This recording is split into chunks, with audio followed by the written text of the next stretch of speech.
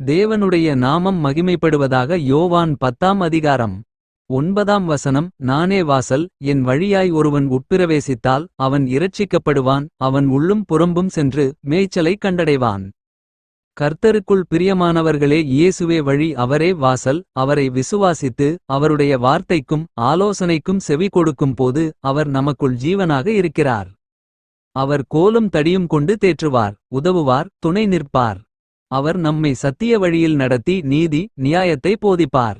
அவருடைய இரத்தத்தினாலே நமக்கு மீட்பை உண்டு பண்ணினார். அதை விசுவாசித்து உலகத்தின் முடிவு வரை உறுதியாக நிலைத்து நிற்கிறவர்களை தம்முடைய தூய ஆவியின் வல்லமையால் மகிமையால் நம்முடைய ஆத்துமாவை உயிர்ப்பிக்கிறார். நாம் மரண இருளின் பள்ளத்தாக்கில் நடந்தாலும் பயம் இல்லை.